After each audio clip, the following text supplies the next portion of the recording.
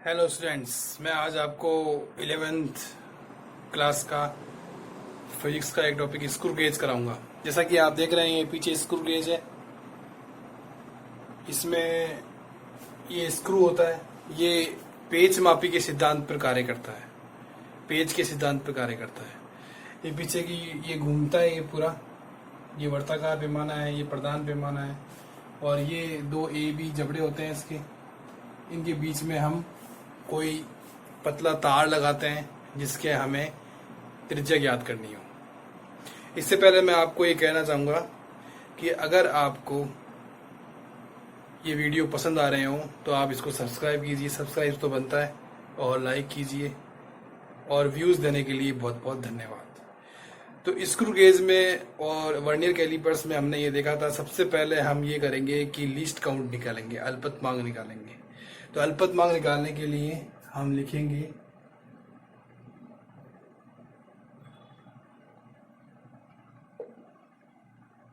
अल्पतमांक ये होता है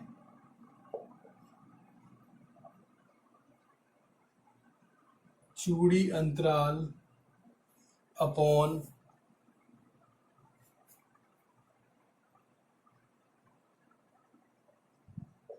वर्ताकार पैमाने के कुल भागों की संख्या।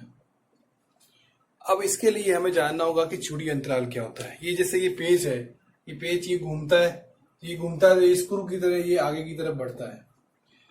तो हम पहले ये पेज को इस तरह से घुमाते हैं कि ये इस प्रधान पैमाने के ऊपर खिसकता है।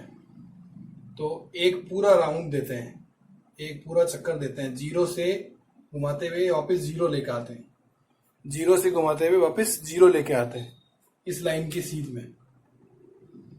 तो एक चक्कर में ये प्रधान पैमाने पर जितना खाना सरकता है उसे हम चूड़ी अंतराल कहते हैं।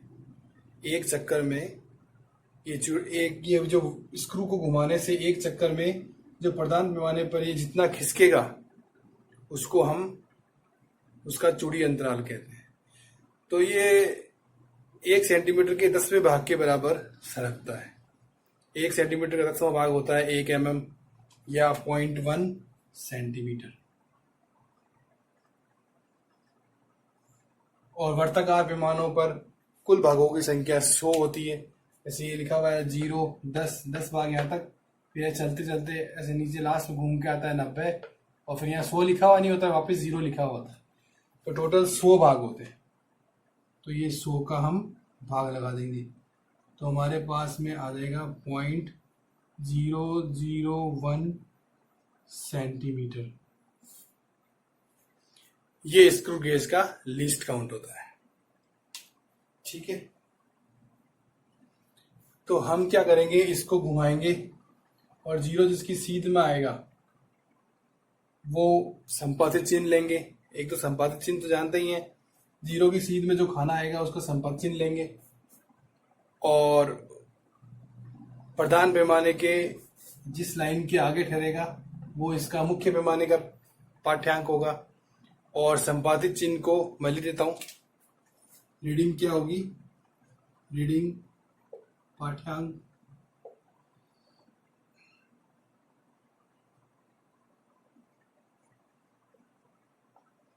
मुख्य पैमाने का पाठ्यांक प्लस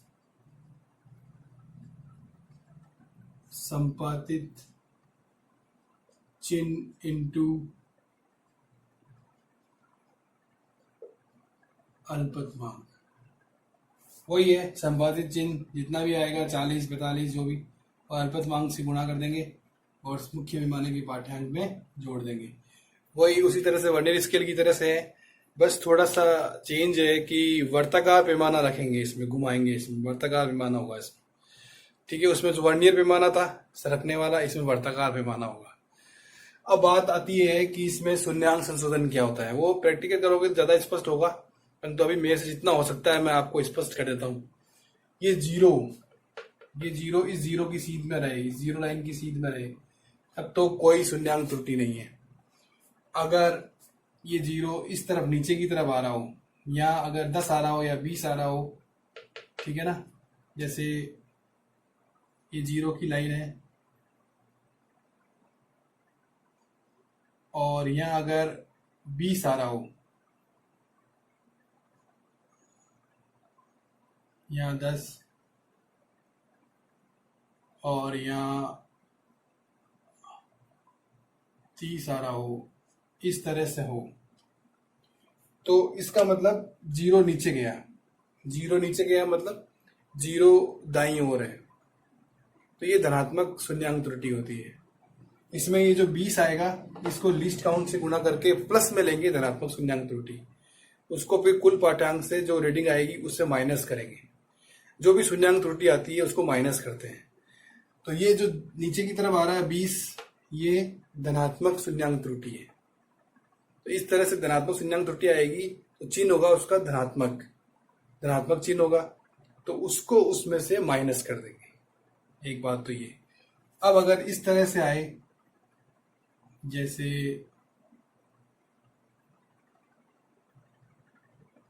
ये 90 हो जाए, ये 80, ये 70, जीरो ऊपर चला जाए, इस जीरो लाइन के जीरो ऊपर चला जाए, तो ये ऋणात्मक शून्यांक त्रुटि होती है। इसमें जो रीडिंग आएगी 80, वो 100 में से घटाएंगे तो 20 बचेगी। 20 खाने ये आगे सरक गया, तब पूरा कसने पर, जबड़े कसने पर ये जीरो ठहर रहा है। हम ये कैसे देख रहे हैं, ये पूरा कस के देखते हैं, ये जबड़े है ना, ये दोनों आपस में मिला के फिर देखते हैं जीरो से जीरो लाइन टच हो रही है कि नहीं हो रही है। अगर जीरो से जीरो पूरा टच करके स्क्रू पूरा कस के जीरो से जीरो मिल रहा है तो कोई शून्यांक त्रुटि नहीं है। और अगर जीरो से जीरो जीरो नीचे आ रहा है तो ऋणात्मक शून्यांक त्रुटि है, और जीरो ऊपर जा रहा है जैसे इस तरह से 80 आ रहा है तो ये धनात्मक, नहीं, जीरो नीचे आ रहा है तो ऋणात्मक शून्यांक त्रुटि है, और जीरो ऊपर जा रहा है तो धनात्मक शून्यांक त्रुटि है। मैंने बताया था ना आपको।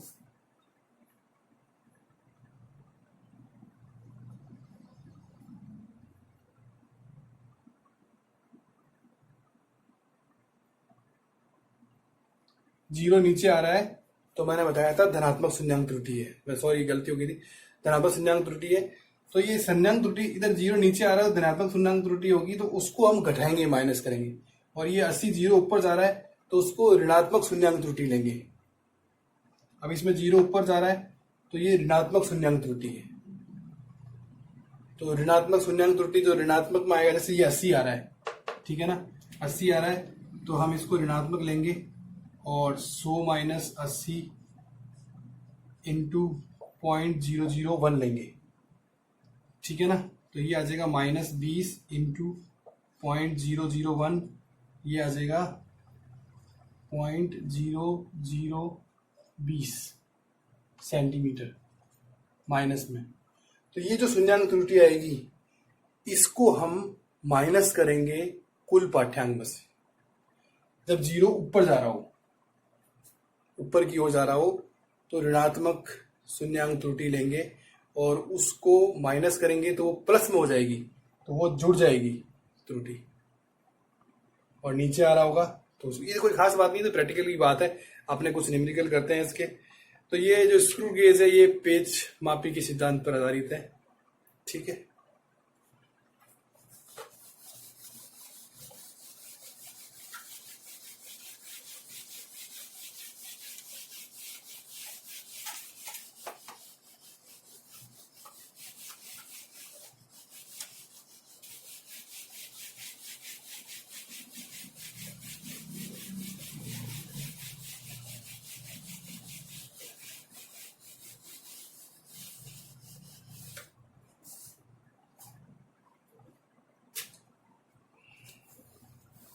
अपने कुछ न्यूमेरिकल करेंगे तो और क्लियर हो जाएगा। मतलब जीरो की लाइन अगर जीरो नीचे हो तो धनात्मक शून्यांक त्रुटि, और जीरो ऊपर हो तो ऋणात्मक शून्यांक त्रुटि। और जो शून्यांक त्रुटि होगी उसको कुल पाठ्यांक में से माइनस करना है, ये ध्यान रखना। और आप करोगे जब अपना समझ में आ जाएगा। अभी तो देख लो। अब हमारे पास में एक न्यूमेरिकल है। किसी स्क्रू गेज के वर्ती पैमाने के पूरे 1 2, जैसे ये है, ये देखो, ये घुमाया मैंने, ये 1 ये 2 पूरे फेरे देने के बाद इसके मुख्य पैमाने पर तय की दूरी 1 mm भी है। वर्ती पैमाने के कुल भागों की संख्या 50 है। साथ ही ये पाया जाएगा कि स्क्रू गेज में -0.003 मिलीमीटर की शून्यांक त्रुटि है। इस स्क्रू गेज द्वारा किसी पतले तार का व्यास मापते समय कोई विद्यार्थी मुख्य पैमाने का पाठ्यांक 3 mm और वर्ती पैमाने के 35वें भाग को मुख्य पैमाने की लाइन में पाता है, तब तार का व्यास है। तो 3 mm तो मुख्य पैमाने का पाठ्यांक दिया हुआ है और 35 इसमें संपादित चिन्ह दिया हुआ है। हमें इसमें सबसे पहले लिस्ट काउंट याद करना होगा। तो लिस्ट काउंट के लिए हमें ये इसने बताया कि उस स्क्रू को 2 बार चक्कर देने पर, 2 बार पूर्ण चक्कर देने पर वो मुख्य पैमाने पर 1 mm खिसकता है। 2 बार चक्कर देने पर 1 mm खिसकता है। तो एक बार चक्कर देने पर कितना खिसकेगा? 0.5 mm। चूड़ी अंतराल कितना होगा? 0.5 mm।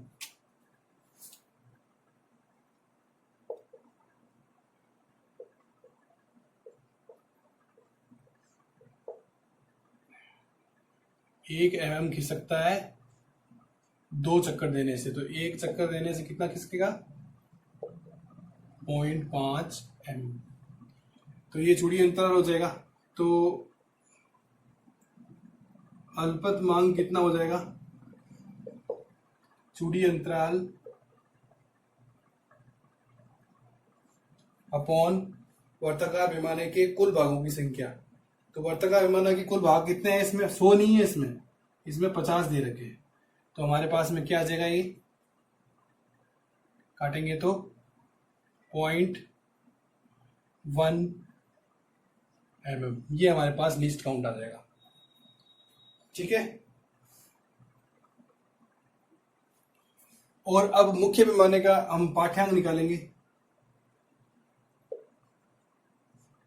मुख्य पैमाने का पाठ्यांक कितना दे रखा है? 3 mm।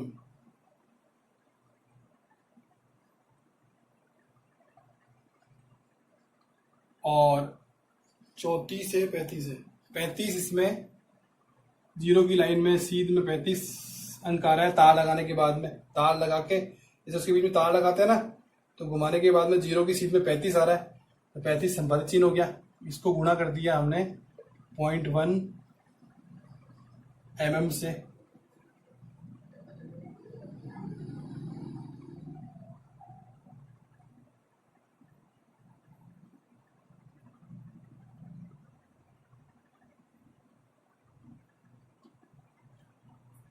ये 0.01 mm आएगा। 0.01 mm है। ठीक है ना जी। 10 का भाग लगेगा ना, तो 0.01 mm आएगा। पॉइंट तो पहले से ही है, तो 0.1 mm आएगा। तो अब इसको गुणा करेंगे तो हमारे पास में क्या आ जाएगा? 3 mm प्लस 0.35 mm। इसको जोड़ेंगे तो 3.35 mm हमारे पास में पाठ्यांक आ जाएगा। तो वास्तविक पाठ्यांक क्या होगा?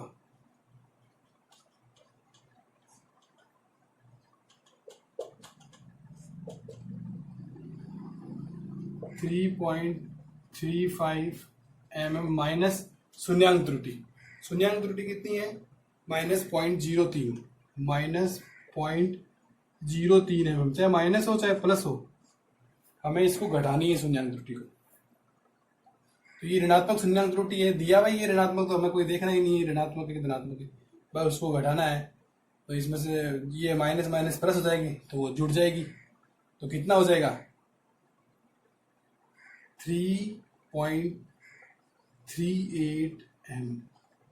ये हमारे पास में मान आ जाएगा। ठीक है। तो हमने 0.5 चूड़ी अंतराल निकाला, क्योंकि 2 चक्कर में वो 1 mm खिसक रहा था। 2 चक्कर में 1 mm खिसक रहा था, तो हमने 0.5 mm चूड़ी अंतराल निकाला। इसमें 50 कुल भाग है वर्ताकार, उसका भाग लगाया 0.01 mm, हमने लिस्ट काउंट निकाला, फिर उस लिस्ट काउंट को संपादित चिन्ह से गुणा करा और मुख्य पैमाने में जोड़ दिया, तो ये हमारे पास रीडिंग आ गई और शून्यांक त्रुटि हमने घटा दी। तो ये इस तरह से हम रीडिंग लेते हैं और इसी तरह से सवाल आता है। ठीक है,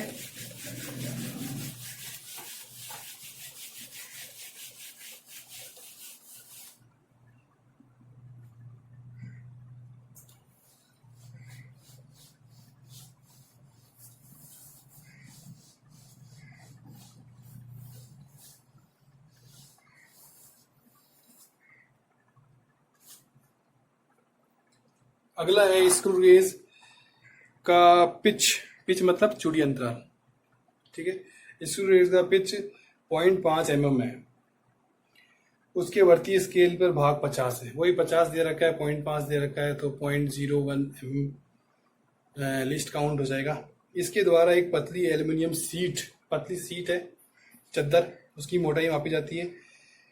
माप लेने के पूर्व यह पाया गया कि जब स्क्रू गेज के दोनों जबड़ों को सटाते हैं, संपर्क में लाते हैं, तो 45वां भाग मुख्य स्केल लाइन के संपाती आता है। जीरो लाइन के सामने 45वां भाग आता है, तो जीरो कहाँ आ रहा है? नीचे आ रहा है, जीरो नीचे आ रहा है, दाईं ओर आ रहा है, जीरो नीचे सीधा आती होता है ना, तो नीचे की तरफ आ रहा है, दाईं ओर आ रहा है, इसका मतलब धनात्मक शून्यांक त्रुटि है। स्केल का शून्य मुश्किल से दिखता है, स्केल का शून्य मुश्किल से दिखता है, मतलब जो प्रदान पैमाने का जो पहली लाइन है जीरो वाली, वो थोड़ी सी अंदर जा रही है, मतलब लगभग 0.5 mm, मतलब एक छोटा खाना, सेंटीमीटर का सबसे एक छोटा खाना 0.5 mm वो अंदर जा रही है, जीरो हल्का सा दिख रहा है, तो -0.5 mm मुख्य पैमाने का पाठ्यांक होगा। मुख्य स्केल का पाठ्यांक यदि 0.5 mm है, अब वो रीडिंग ली उसने चद्दर लगा के रीडिंग ली, तो 0.5 mm मुख्य स्केल का पाठ्यांक आया और 25वां भाग मुख्य स्केल लाइन के संपाती है, ये संपादित चिन्ह आया। सीट की मोटाई ज्ञात करो, ये बात है। तो इसमें सबसे पहले तो हमें लिस्ट काउंट निकालना होगा। लिस्ट काउंट उसी तरह से निकालेंगे, हम अल्पतमांक लेंगे, चूड़ी अंतर लेंगे 0.5 और 50 लेंगे वर्ताकार पैमानों की भागों की संख्या। तो लिस्ट काउंट क्या आ जाएगा? 0.5/50 0.01 mm, ये लिस्ट काउंट आ जाएगा। ठीक है ना?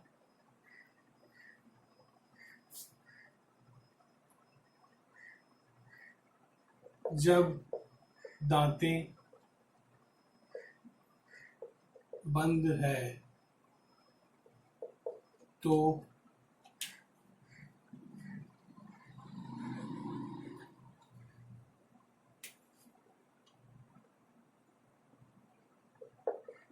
शून्यांक त्रुटि क्या आएगा? मुख्य पैमाने का पाठ्यांक मैंने कहा जीरो हल्का सा अंदर की तरफ दिख रहा है, तो मतलब वो जो वर्ताकार पैमाने का जो पेज है उसका जो जीरो है वो थोड़ा सा आगे आ रहा है उस जीरो से, तो वो जीरो हल्का सा दिख रहा है, तो मतलब 0.5 mm का माइनस में से रख रहा है पीछे की तरफ, तो प्रदान पैमाना कितना होगा? 0.5 mm।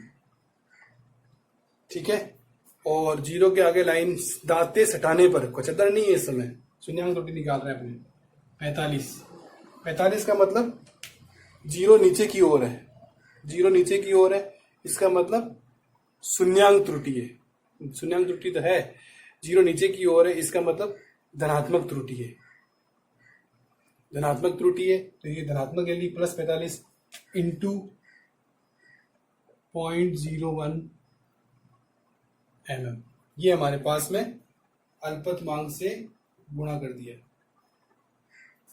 तो हमारे पास में आंसर आएगा -0.5 + 0.45। इसको सोल्व करेंगे, इसको 0.50 मान लो, इसको 0.45 है ही, तो ये हो जाएगा -0.05 mm। ये शून्यांक त्रुटि आ गई।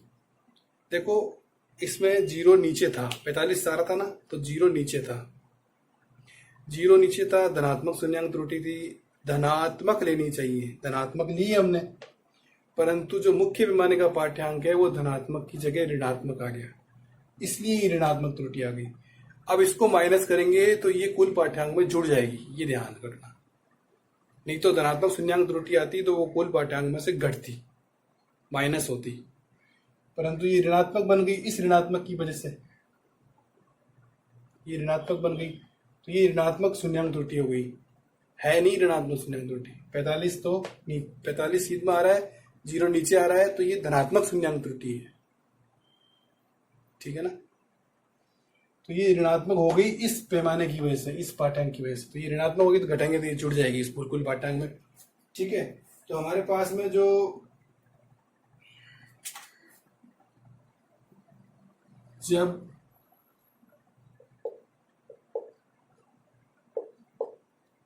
दांतों के मध्य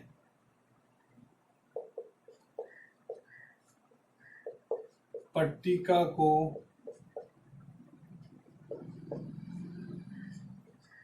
रखा जाता है, दांतों के मध्य पट्टिका को रखा जाता है, तो मोटाई, मुख्य पैमाने का पाठ्यांक कितना आता है 0.5 mm, ये दिया हुआ है, मुख्य पैमाने का पाठ्यांक 0.5 mm आता है, और संपातित चिन्ह 25 इंटू 0.01 mm अल्पतमांक आ जाएगा, लीस्ट काउंट, ठीक है। तो इसको अपने 0.5 प्लस 0.025, ठीक है ना, तो ये आ जाएगा 0.75 mm, ये पाठ्यांक आ जाएगा। तो वास्तविक मोटाई क्या आएगी, शून्यांक संशोधन क्या करेंगे, घटाएंगे 0.75, एक मिनट,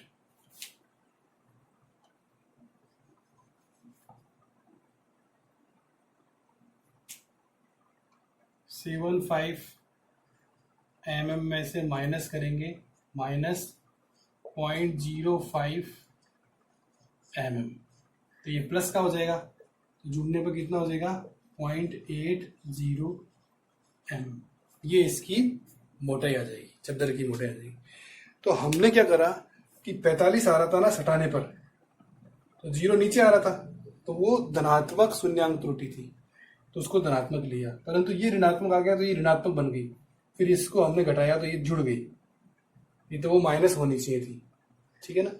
तो ये जुड़ के ये हमारे पास में रीडिंग आ गई। ये अच्छा न्यूमेरिकल है, काफी इंपॉर्टेंट न्यूमेरिकल है, आप इसको देखना, समझना, नहीं समझ में आया तो कमेंट करना, मैं दोबारा से इसको समझाऊंगा, ठीक है। अब इसके बाद में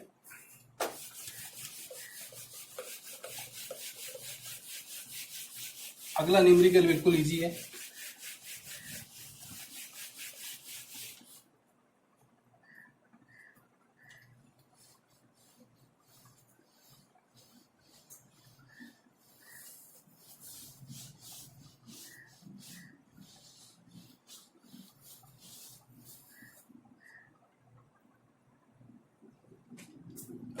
एक तार का व्यास नापने के लिए स्क्रू गेज को काम में लिया जाता है, और उसकी रीडिंग इस प्रकार है कि मुख्य स्केल का पाठ्यांक 0 mm है,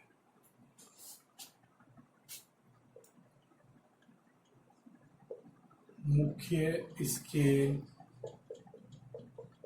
का पाठ्यांक 0 mm है,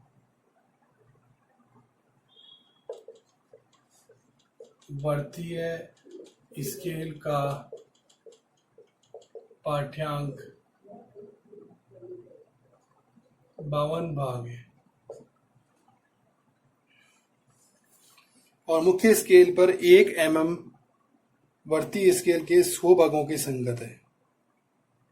मतलब हम वर्तीय स्केल को पूरा राउंड देते हैं, पूरे 100 भाग उसमें से घुमाते हैं, 0 से पूरे 100 तक लाते हैं, 100 की जगह वापस 0 ही लिखा होगा 90 के बाद, तो 0 तक वापस लाते हैं, तो उसमें 1 mm खिसकता है। मतलब चूड़ी अंतराल 1 mm है। तो तार का व्यास याद कीजिए, ठीक है ना। तो इसमें हम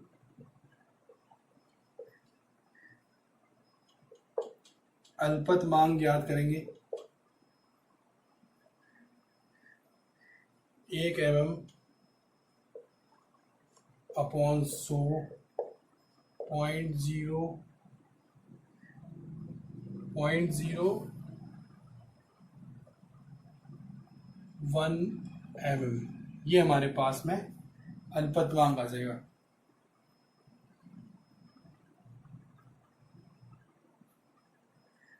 इसको सेंटीमीटर में बदलेंगे तो 10 का भाग लग जाएगा 0.001 सेंटीमीटर।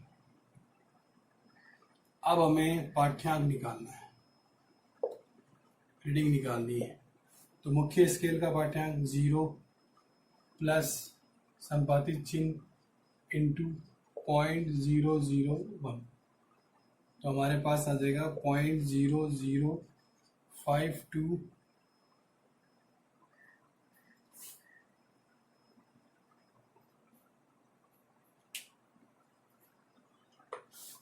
हम ऐसे लिखेंगे 52। अब ये 1 2 3 के बाद है ना, 1 2 और ये 3 के बाद सेंटीमीटर, ये हमारे पास में रीडिंग आ जाएगी। तो हमारे पास में ये जो 0 है जो मुख्य स्केल का पाठ्यांक है, प्रवृत्ति इसके भाग 52 है, और 0.01 अल्पतमांक हमने निकाला, उसको गुणा किया सेंटीमीटर, 0.001 को सेंटीमीटर में लिया और फिर हमने उसको गुणा किया और ये हमने रीडिंग निकाली। तो आपने देखा होगा कि स्क्रू गेज किस तरह से काम आता है। अब आप अगर स्कूल में स्क्रू गेज को देखोगे तो आपके लिए अनजान नहीं रहेगा, आप उसको समझ जाओगे कि वो क्या चीज है, कैसे काम में ली जाती है। लगभग काफी मैंने आपको समझा दिया है कि उसमें क्या क्या चीजें उसमें काम में आती है, ठीक है ना। तार का व्यास निकालते हैं उससे, ठीक है, किसी सिक्के का व्यास निकाल सकते हैं, किसी चद्दर का व्यास निकाल सकते हैं, सिक्के का ऐसे उसकी सिक्के की मोटाई निकाल सकते हैं, ठीक है ना। अगर आपको ये वीडियो पसंद आया हो तो आप इसको सब्सक्राइब कीजिए, लाइक कीजिए, और व्यूज तो आप दे ही रहे हो और भी व्यूज देते रहो। धन्यवाद, शुक्रिया।